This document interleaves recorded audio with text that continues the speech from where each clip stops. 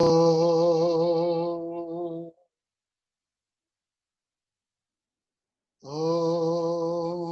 सहनाववतु सहनौ भुनक्तु सह वीर्यं करवावहै।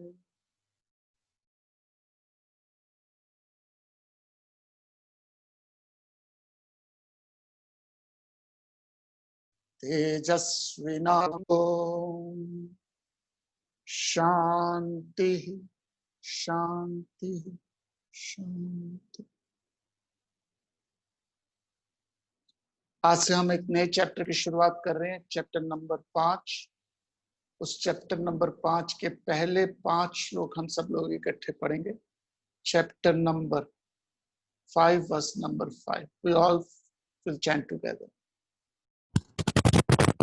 अर्जुन उवाच संन्यासं कर्मणां कृष्ण पुनर्योगं च शंससि यच्छ्रेय एतयोरेकं तन्मे ब्रूहि सुनिश्चितम्।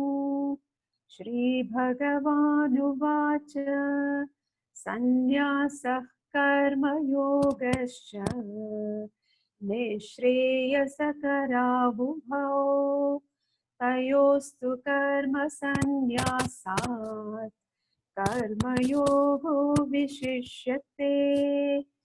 ज्ञेयः स नित्यसन्न्यासी यो न द्वेष्टि न काङ्क्षति निर्द्वन्द्वो हि महाबाहो सुखं बन्धात् प्रमुच्यते।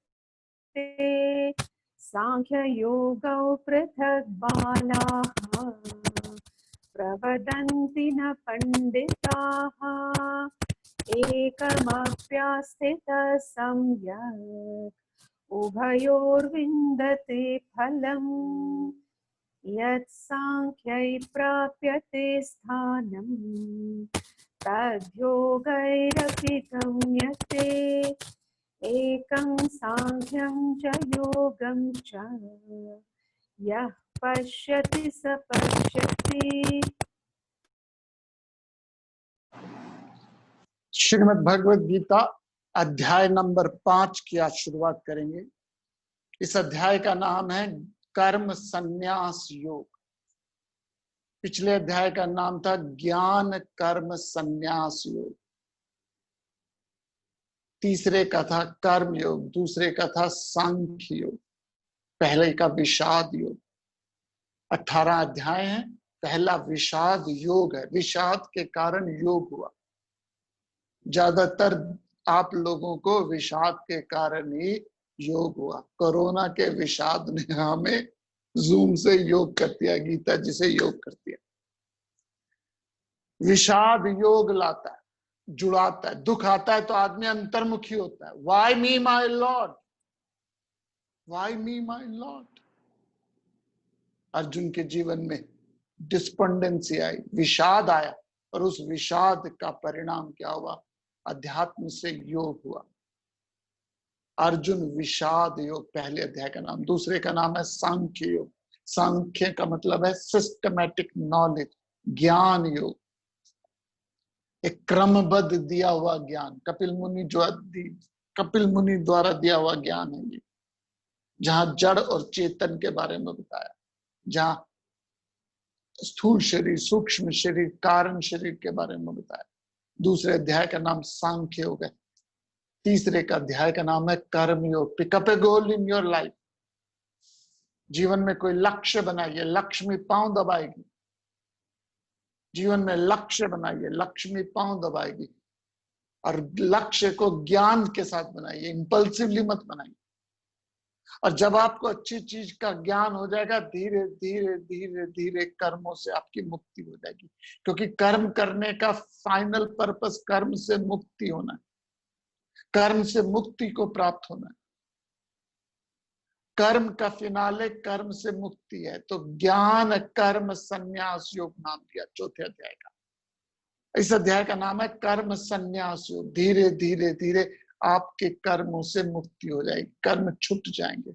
जैसे गुड्डे गुड्डियों से खेलने का कर्म अब छूट गया, चित्रहार और फूल खिले हैं गुलशन गुलशन देने का, देखने का कर्म मुक्त हो गया। कर्म से मुक्त हो गए, गुल्ली डंडे खेलने से, कंचे खेलने के कर्मों से मुक्त हो गए, बारबीस के कर्मों से खेलने से मुक्त हो गए। कब मुक्त हुए? जब युक्त हो गए। अच्छी चीज से युक्त हो जाओ तो छोटी चीज से संन्यास हो जाता है। कर्म संन्यास योग इस अध्याय का नाम है। और जब काफी हद तक आपकी डिजायर खत्म हो जाए, प्लीज रिमेंबर दिस स्टेटमेंट, जब आपकी काफी हद तक डिजायर्स कम हो जाए, then you are qualified for chapter 6 which is a meditation yoga, Dhyana योग। सो ज्ञान और संन्यास, ध्यान के बीच का ये योग है, कर्म संन्यास योग। इस अध्याय में 29 श्लोक हैं। इस अध्याय में 29 श्लोक हैं और 29 श्लोक 4 भागों में बटे हुए, 4 पार्ट्स में है ये अध्याय। पहला, योगी, सन्यासी और ज्ञानी। First 7 verses, verse number 1 to 7, भगवान जी बताएंगे भोगी कौन है, सन्यासी कौन है और ज्ञानी कौन है। टॉपिक 2 में 8 से 12 तक उनका कर्म से क्या संबंध है, भोगी कैसे कर्म करता है, सन्यासी कैसे कर्म करता है और ज्ञानी कैसे कर्म करता है। तीसरा पॉइंट है आत्मस्थिति क्या है, सेल्फ रियलाइजेशन क्या है, 13 से 19 तक। और चौथा है संन्यास से ध्यान और आत्म साक्षात्कार की ओर। Through renunciation you takes to meditation and meditation herald self-realization. From renunciation you reach meditation और meditation takes you to self-realization. अर्थात संन्यास से ध्यान की तरफ चलते हैं और ध्यान ही आपको आत्म साक्षात्कार की तरफ ले जाता है। तो ये 4 टॉपिक हैं इस चैप्टर में, योगी, सन्यासी, ज्ञानी। लेकिन इससे पहले एक और शब्द हम यूज कर लेते हैं आपको मुझको समझाने के लिए, क्योंकि fundamental principle knowledge proceed from known to unknown, known to unknown, from known to unknown हम निकलते हैं। तो सबसे पहला प्रिंसिपल है भोगी। तो 4 शब्द याद कीजिएगा इस श्लोक में, 4 शब्द इस अध्याय में। सबसे लोएस्ट है भोगी। भोगी वो है जिसमें बहुत सारी डिजायर्स है, लॉट्स ऑफ डिजायर्स है और जिंदगी भर वो कर्मों में फंसा हुआ है। भोगी से श्रेष्ठ है योगी, भोगी से श्रेष्ठ है योगी। योगी में भी बहुत डिजायर्स हैं लेकिन उसके जीवन में श्रेष्ठ लक्ष्य है। उससे श्रेष्ठ है सन्यासी। सन्यासी में बहुत कम डिजायर है और उसका लक्ष्य है सेल्फ रियलाइजेशन। और उसके बाद आ जाता है ज्ञानी। ज्ञानी में कोई डिजायर नहीं है। सन्यासी में बहुत कम डिजायर है, योगी में बहुत डिजायर है और भोगी में भी बहुत डिजायर है। सन्यासी का कोई ज्ञानी का कोई लक्ष्य नहीं है। सन्यासी का लक्ष्य सेल्फ रियलाइजेशन है, योगी का लक्ष्य सेल्फ डेवलपमेंट है, भोगी का लक्ष्य कुछ नहीं है। खाया पिया ऐश किया, खाओ पियो और ऐश करो। ज्ञानी गुणातीत है, बियॉन्ड द गुनाज है। सन्यासी में सत्वा ज्यादा है, योगी में रजस और सत्वा ज्यादा है और भोगी में रजस और तमस ज्यादा है। मैं एक्सप्लेन करूंगा, don't worry. If you don't comprehend this chart, don't worry, मैं इसको पूरे अध्याय में एक्सप्लेन करता रहूंगा। सो पहला बात है भोगी कौन है। भोगी जिसमें बहुत सारी डिजायर्स और पर्पस क्या है, डिजायर को फुलफिल करना। प्लीज समझिए, शब्द ध्यान से सुनिएगा। पर्पस क्या है भोगी का, आपका मेरा, यदि हम भोगी के कैटेगरी में है, हमारे में बहुत डिजायर है, पर्पस क्या है, let me fulfil my desire. और अपनी डिजायर को फुलफिल करने के लिए वो चिकन विदाउट हेड भागता है, बहुत दौड़ करता है। योगी के अंदर भी बहुत डिजायर है, प्लीज समझिए, भोगी में भी बहुत डिजायर है, योगी में भी बहुत डिजायर है, लेकिन उसका पर्पस है डिजायर को एलिमिनेट करना। भोगी का पर्पस है डिजायर को फुलफिल करना। आपकी डिजायर आइसक्रीम की है, फुलफिल हो गई, थोड़ी देर तृप्त हुई, 2 दिन बाद अगले दिन फिर शुरू हो गई। If you fulfil your desire, desire दोबारा मैनिफेस्ट हो जाती है। If you eliminate your desire, it doesn't come back again. So भोगी की डिजायर बहुत है और उसका पर्पस है डिजायर को फुलफिल करना, और वो भोक्तृत्व भाव में मैंने प्राप्त किया, मैंने एंजॉय किया। योगी के अंदर भी बहुत डिजायर है, लेकिन उसका पर्पस है डिजायर को कम करना, डिजायर को कम करना। और जितनी वो डिजायर को कम करता है उतना उसमें सत्व ज्यादा होता है। सन्यासी में बहुत कम डिजायर्स हैं। और ध्यान से सुनेगा, योगी का पर्पस है सेल्फ डेवलपमेंट और सन्यासी का पर्पस है सेल्फ रियलाइजेशन। वो मोक्ष प्राप्त करना चाहता है। योगी मोक्ष नहीं प्राप्त करना चाहता, वो तो मन की शांति चाहता है, घर में सुख शांति समृद्धि चाहता है, वो मन को गुस्से को कंट्रोल करना चाहता है। सेल्फ डेवलपमेंट उसका गोल है, आत्म उद्धार उसका गोल है। सन्यासी का लक्ष्य सेल्फ रियलाइजेशन है, डिजायर कम है।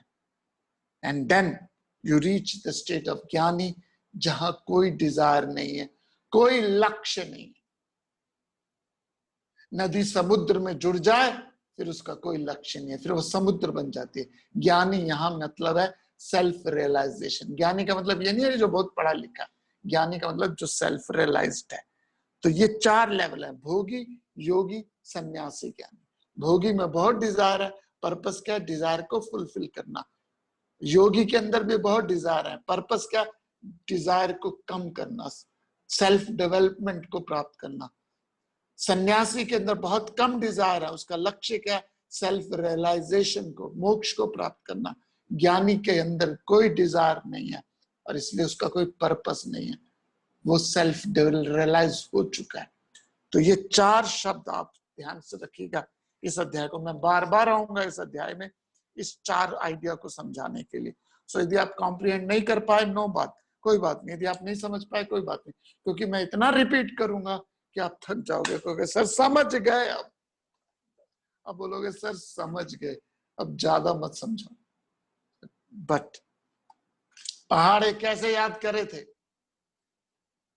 पहाड़े टेबल्स कैसे याद करते? बार बार बार बार बार बार रिपीट करके।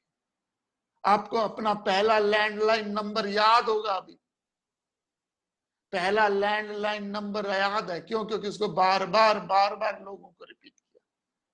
आज आपको अपने घर में बच्चों का मोबाइल नंबर याद नहीं होगा। क्यों नहीं याद होगा? क्योंकि उसको बार बार रिपीट नहीं किया। टेबल्स याद कैसे हुए? रट्टे मार मार के।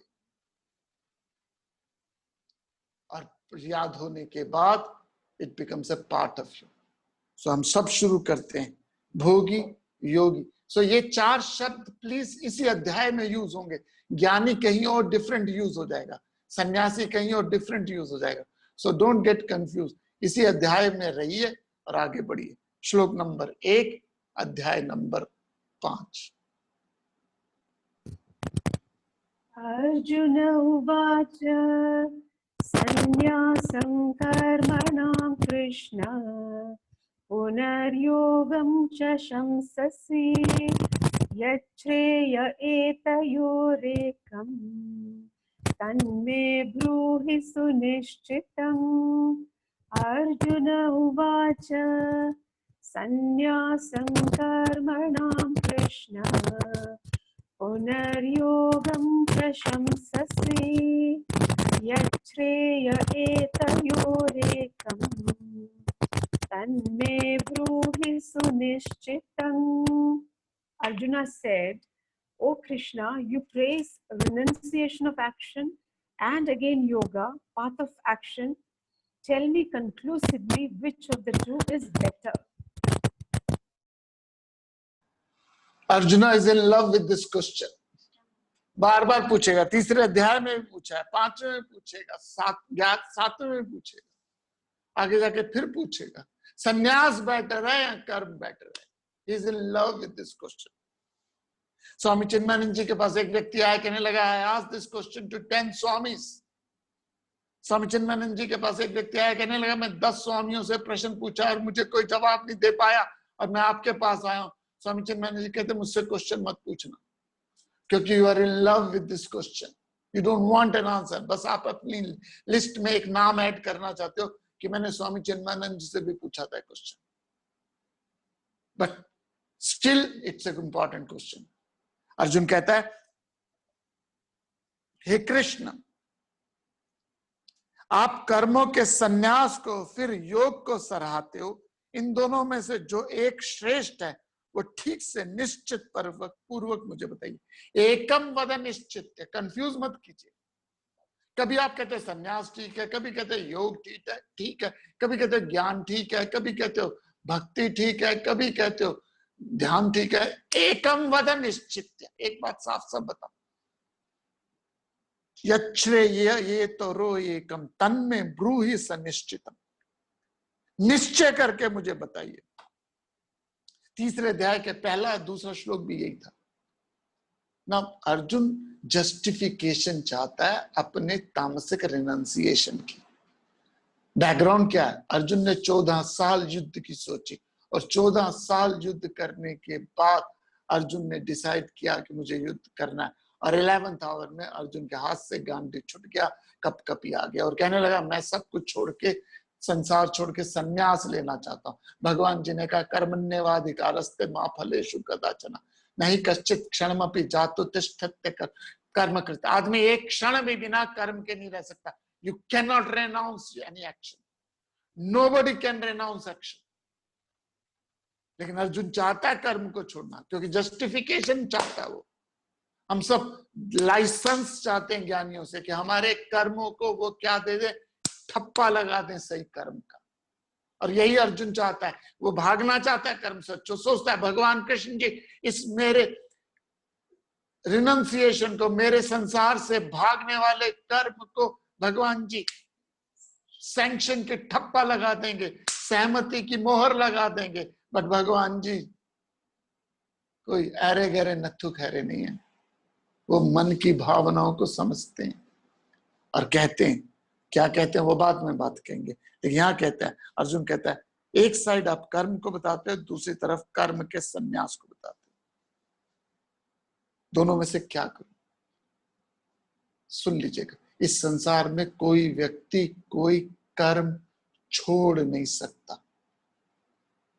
Don't even try that please. आप यदि जिद से, गुस्से से, लोभ से, भय से, क्रोध से कोई कर्म छोड़ते हो तो जीवन के अंत में आपको वो कर्म दोबारा फिर जीवन के अंत में वो कर्म आपको दोबारा फिर बलादिवत करना पड़ेगा। आई रिपीट, बलादिवत करना पड़ेगा। हमारे कर्म इस संसार में कर्म का कोटा लेके आए हैं हम, और कर्म का कोटा जब तक खत्म नहीं करोगे आप और मैं इस संसार से नहीं जाने वाले। Don't worry. जिंदगी ऐसी है जैसे 2 महीने का होमवर्क। स्कूल में बच्चों को 2 महीने का होमवर्क मिलता है, 1 मई को मिलता है। आजकल तो 15 मई को मिलता है, आजकल तो रोज ही छुट्टियां। 15 मई को मिलता है, 1 मई या 15 मई को आपको होमवर्क मिलता है। 30 जून को खत्म करना होता है।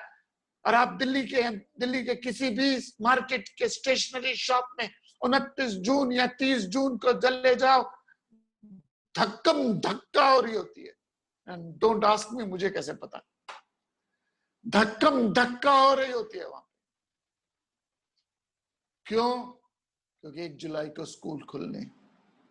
सारे ज्यादातर बच्चे क्या करते हैं? अपने कर्म के कोटे को प्रिकॉस्टिनेट करते हैं, टालते हैं, टालते हैं, टालते हैं।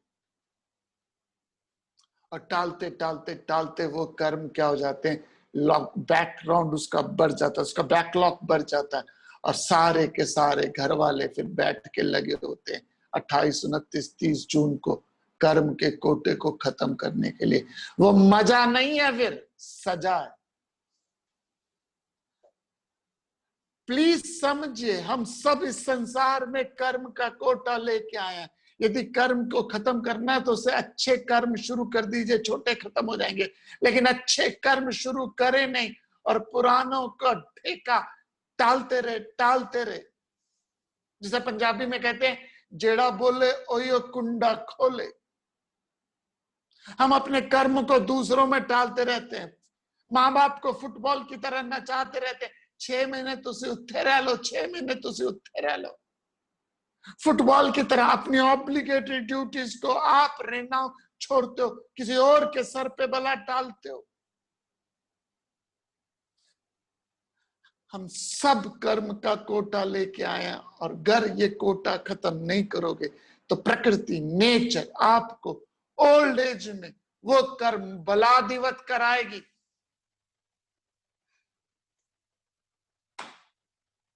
शुभम शीघ्रमस्ति, शुभम शीघ्रमस्ति, जो शुभ है उसको शीघ्र कर दो।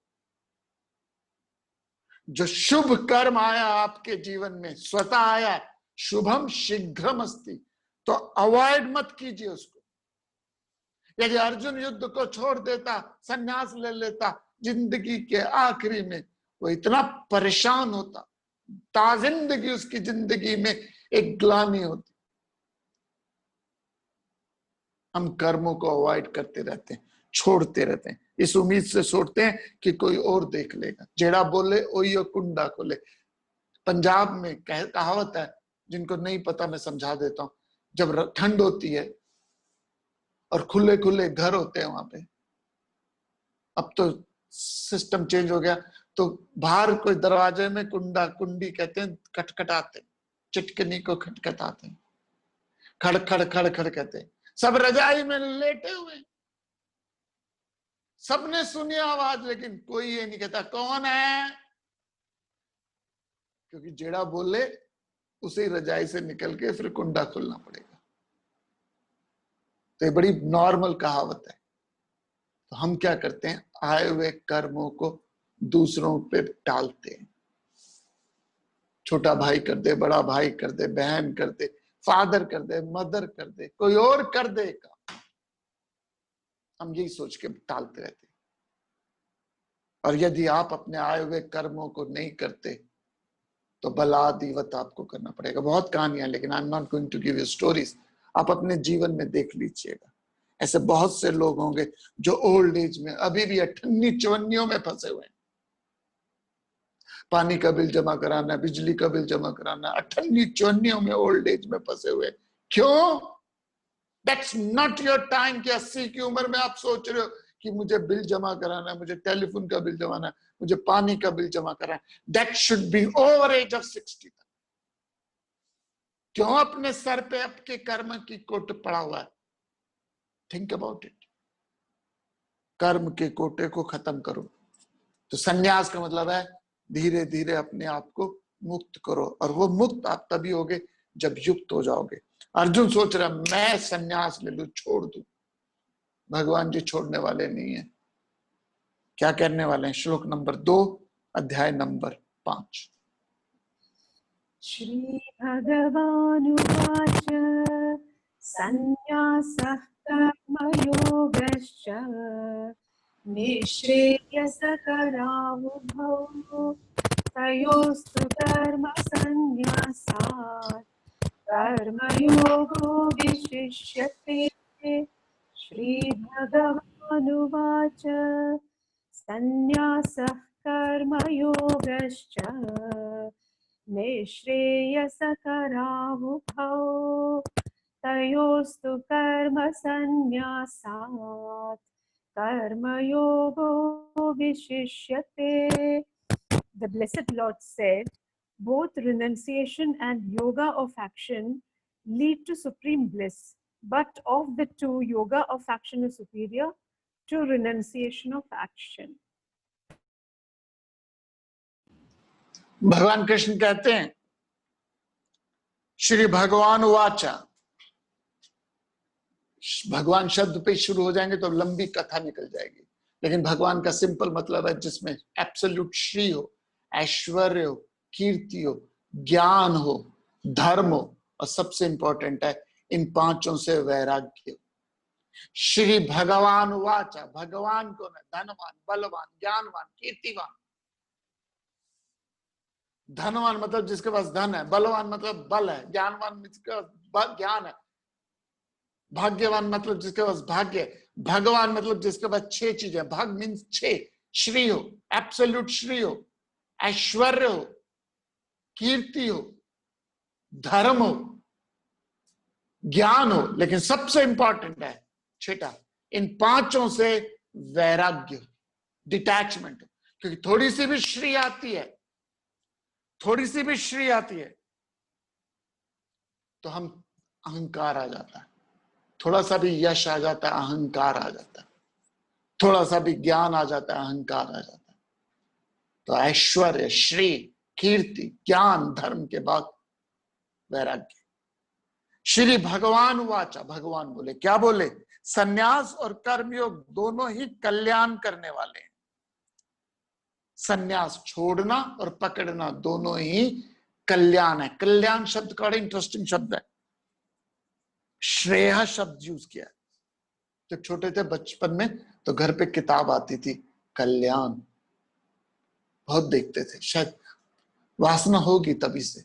बाबूजी हमारे घर पे सब्सक्रिप्शन था कल्याण का, और जब एक एनुअल सब्सक्रिप्शन आता था वो तो बहुत ही बढ़िया लगता था।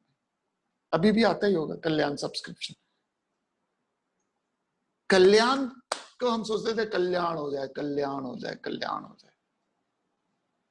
कल्याण का संस्कृत शब्द है श्रेहा। श्रेहा और प्रेहा 2 शब्द हैं। प्रेहा का मतलब है वो कर्म जिसमें मुझे क्या फायदा। प्रेहा मतलब मैनू की फायदा। श्रेया का मतलब है सबका फायदा हो, सबका भला, प्राणियों में सद्भावना, विश्व का कल्याण। सर्वे भवन्तु सुखिना, सर्वे सन्तु निरामय। श्रेया का मतलब है वो कर्म जिसमें लार्जर बेनिफिट हो सोसाइटी का। प्रेया मतलब मुझे क्या फायदा। तो आप अपनी जिंदगी श्रेया पे कर रहे हो या प्रेया पे? कल्याण चाहते हो या फायदा चाहते हो? लाभ चाहते हो या कल्याण चाहते हो? लाभ चाहना प्रेया है, कल्याण चाहना श्रेया।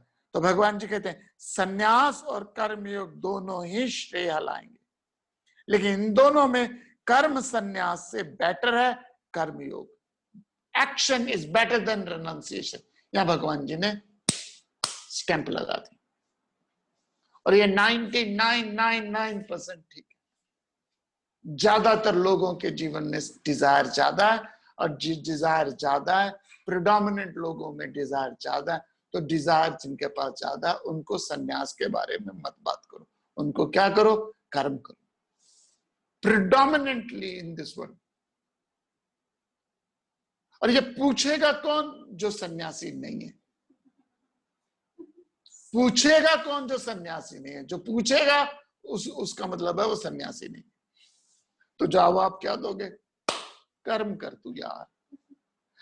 आप किसी कंपनी में नौकरी करते हो, आपके दफ्तर की 4 वैकेंसी आई है, 4 वैकेंसीज हैं, एक मैनेजर की, असिस्टेंट मैनेजर की, अकाउंटेंट की और पियून की। 4 वैकेंसीज हैं, असिस्टेंट मैनेजर की, असिस्टेंट मैनेजर की, क्लर्क की और पियून की। आपके पड़ोस का बच्चा आता है, अंकल अंकल आपके ऑफिस की ना एडवर्टाइजमेंट आई है, नौकरी की जॉब की आई है। क्या जॉब क्या होती है? आप बताते हो बच्चे, असिस्टेंट मैनेजर का काम ये है, असिस्टेंट मैनेजर का काम ये है, क्लर्क का काम ये है, प्यून का काम ये है। आप बताते हो, आप उसे आधा घंटा एक्सप्लेन करते हो सारी डिटेल समझाने के बाद पूछता है अंकल अंकल इस 4 में से मैं कौन सी अप्लाई करूं? अब क्या बोलोगे?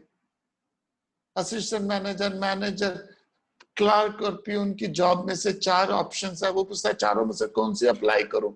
तो आप बोलेगे बच्चा प्यून अप्लाई कर, क्योंकि तू मैनेजर के लेवल का होता तो ये प्रश्न ही नहीं पूछता। समझिए, साइकोलॉजी समझिए। Should I join mathematics, should I join chemistry, should I join physics, ये तभी पूछता है जब आदमी लोअर लेवल पे, जब पीएचडी कर रहा हो तब भी तो कंफ्यूज नहीं, should I join mathematics or chemistry or physics, it means done, it's over, that decision is over now, no retrospect, वापस नहीं जा सकते। तो संन्यास और कर्म योग, अर्जुन कृष्ण पूछ रहा है, अच्छा क्या करूं, कर्म करूं या सबको छोड़ दूं? भगवान जी कहते हैं दोनों ही बेटर हैं, दोनों ही बेटर है, लेकिन तेरे लिए बेटर क्या है? कर्मयोग। बड़ा फनी क्वेश्चन है, बड़ा फनी कॉन्सेप्ट है, लेकिन मैं समझा देता हूं। गुरुओं के पास जाते वक्त ना सोच के जाना चाहिए, गुरुओं से ऐसे बात नहीं करते, गुरुओं से बात करते वक्त 10 बार सोच लो क्या बात करते हैं, कैजुअल नहीं होते। क्योंकि हम अपने गुरु के पास जाते हैं तो हमेशा पूछते हैं, आर यू आस्किंग मी और you are telling me, you are asking me और यू आर टेलिंग मी, मुझसे पूछ रहे हो या बता रहे हो। पंजाबी में कहते हैं पूछ के गई है या दस के गई है, पूछ के गई है, दस के गई है। तो सर हमेशा बताए, आर यू टेलिंग मी और you are asking me? If you are asking me, I have a different answer, if you are telling me, I have a different answer. तो सर के पास कोई गया, sir should I get married और not? Sir always says get married. If you go and ask sir, should I get married or not? 99% his answer will be get married. Why? Because यदि unmarried type होते तो ये question ही नहीं पूछते, ये question ही नहीं पूछते। तो सन्यासी होते यदि आपके अंदर वासना कम है, आई रिपीट, भोगी कौन है? जिसमें बहुत डिजायर है, पर्पस क्या? डिजायर को फुलफिल करना। सन्यासी कौन है? जिसमें बहुत डिजायर है, पर्पस क्या? डिजायर को खत्म करना। योगी कौन है? जिसमें बहुत डिजायर है, पर्पस क्या है? डिजायर को कम करना। सन्यासी कौन है? जिसमें बहुत कम डिजायर है, पर्पस क्या है? सेल्फ रियलाइजेशन को प्राप्त करना। ज्ञानी कौन है? जिसमें कोई डिजायर नहीं है, वो उसका पर्पस क्या है? कोई पर्पस नहीं है। किसी ने क्वेश्चन पूछा है कि सर ज्ञानी फिर पर्पस नहीं है तो जीता कैसे? I will tell you, don't worry, don't jump the gun, इसमें आएगा, अभी आएगा ब्रह्म ज्ञानी व्यक्ति कैसे जीता है। So don't jump the gun, एकदम क्वेश्चन मत पूछ लिया करो, wait it, wait for it. दूध में दही डालते हो, थोड़ा सा पेशेंस करो, God give me patience, God give me patience, but please hurry up. मैंने अभी आपको समरी दे रहा हूं, people are asking question, sir फिर ज्ञानी व्यक्ति कैसे बिहेव करता है? वी विल डिस्कस इट, माशुचा, माशुचा, डोंट वरी। सो ज्ञानी और सन्यासी में क्या फर्क है? सॉरी, सन्यासी और कर्मयोगी में क्या फर्क है? दोनों कल्याणकारक है, लेकिन आम आदमी के लिए, सॉरी आम आदमी आजकल नहीं बोलना चाहिए, नॉर्मल इंडिविजुअल के लिए कर्मा बेटर है। Do your Karma. कैसे होता है? श्लोक नंबर 3, अध्याय नंबर 5।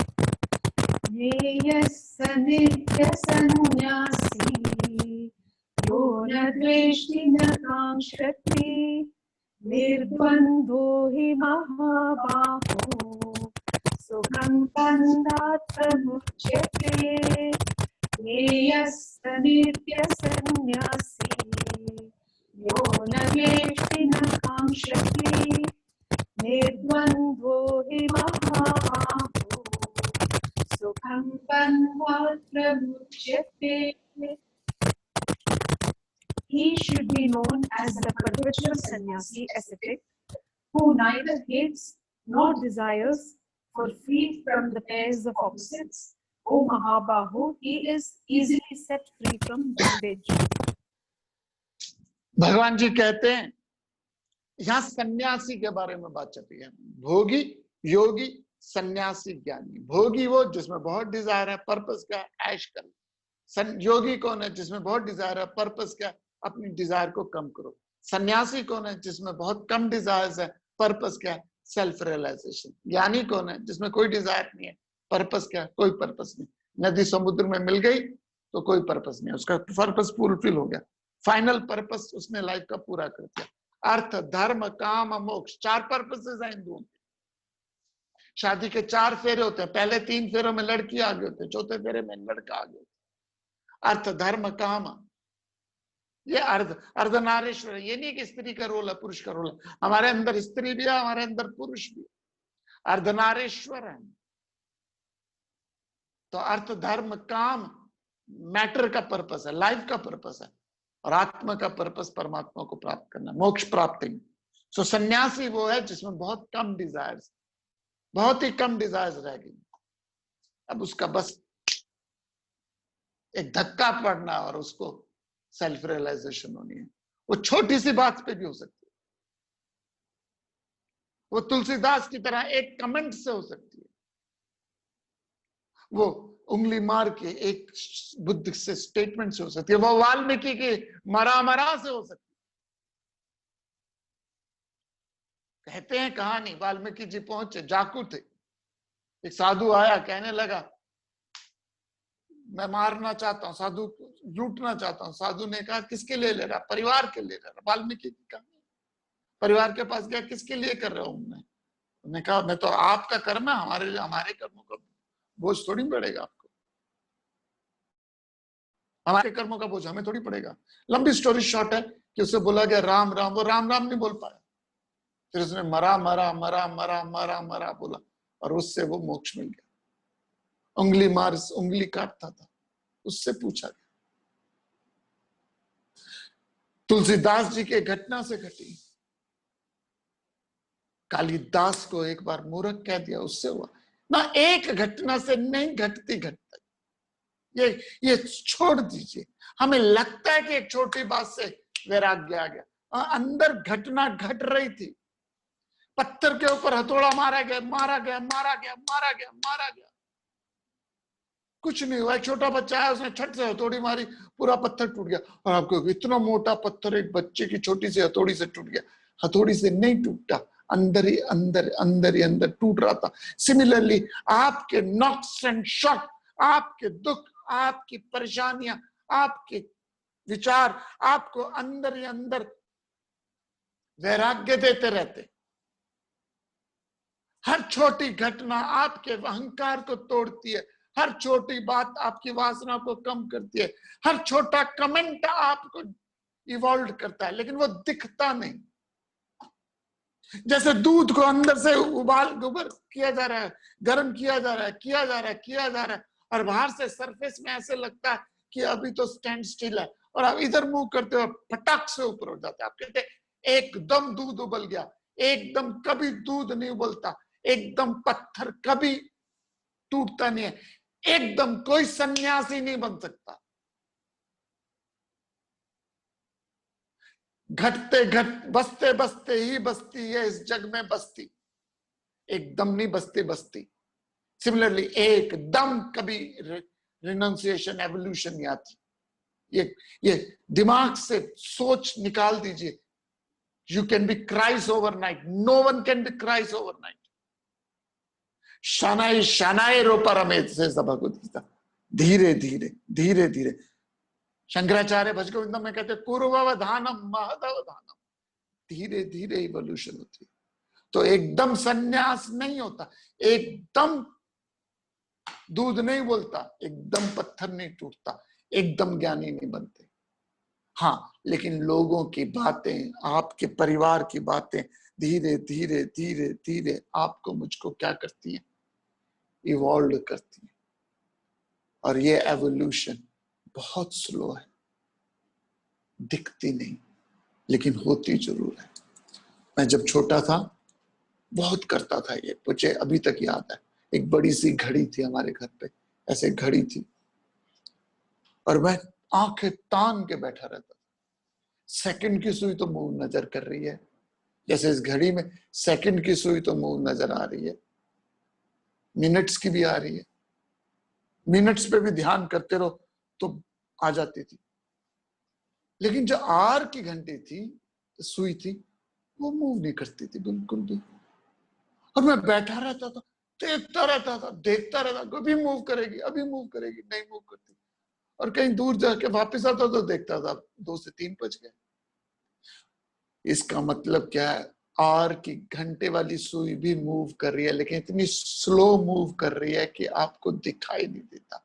पिछले 50 दिनों में, 70 दिनों में हम सब जूम से भगवत गीता, उपनिषद, आत्मबोध, भज गोविंदम पढ़ रहे हैं, उपनिषद तो नहीं, वेदांता ट्रीटाइज पढ़ रहे हैं, विच इज उपनिषद इटसेल्फ। लेकिन यदि आप अपने आप को पिछले 60 दिन 70 दिन से कब से चल रहा है ये? 24 मार्च से चल रही है।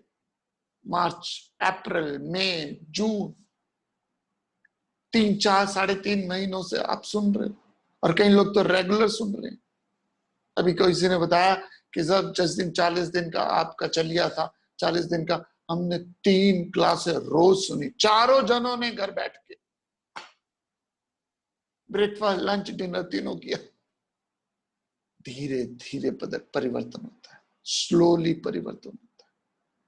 तो सन्यास एकदम नहीं होता, और जो एकदम सन्यास को आपके बेच रहा है वो आपको बेवकूफ बना रहा है।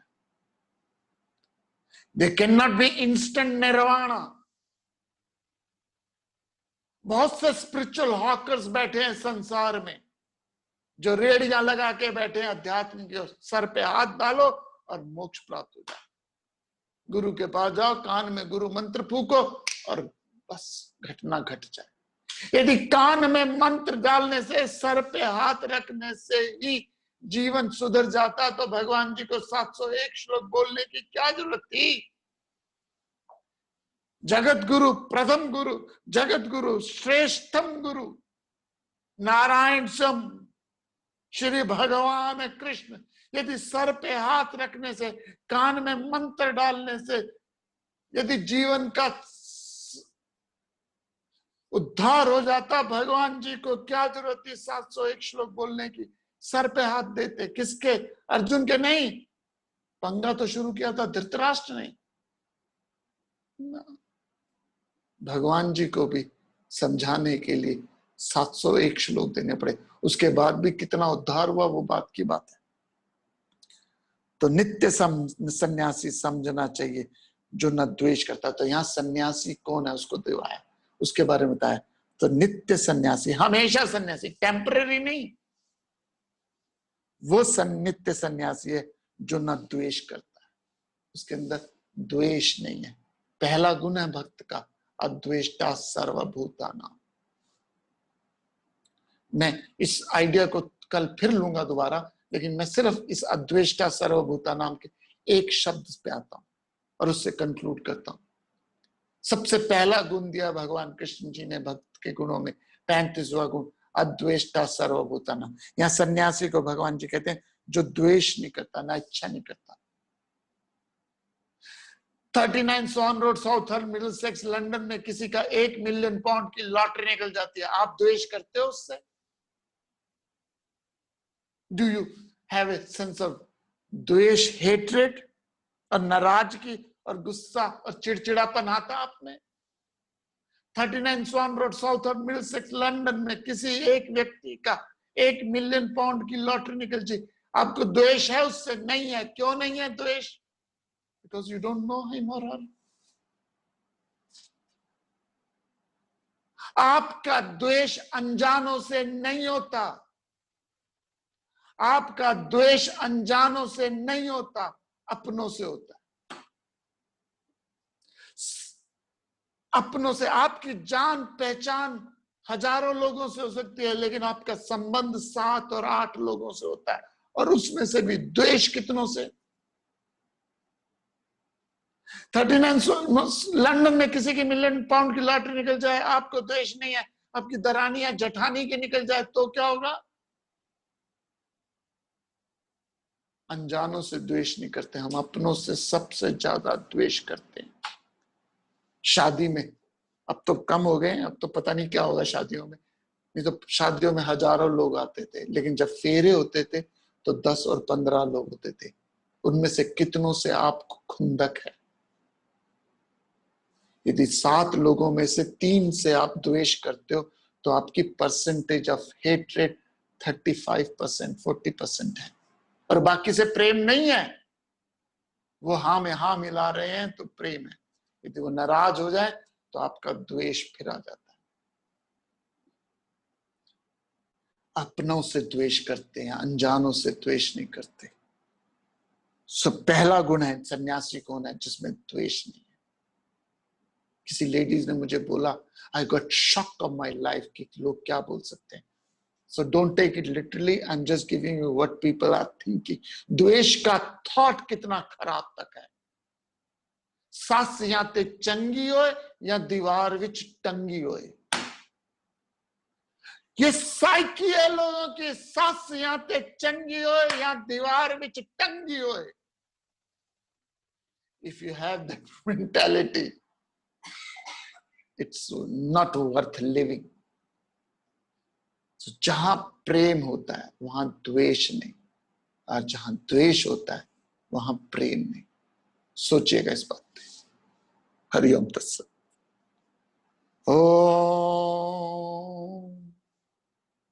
ओम पूर्णमद पूर्णमिदं पूर्णात् पूर्णमुदच्यते पूर्णस्य पूर्णमादाय पूर्णमेवावशिष्यते.